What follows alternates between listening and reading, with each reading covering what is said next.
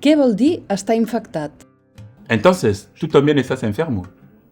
No, yo tengo la infección, pero no estoy enfermo. No es lo mismo. Afzal sí que está enfermo.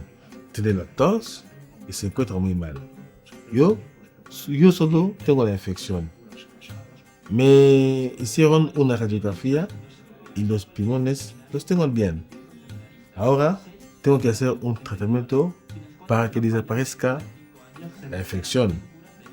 Porque si no lo hago, en algún momento, a lo mejor si me alimento malo o si en casa no hay la higiene necesaria, me puedo quedar un poco débil y aparecería la tuberculosis.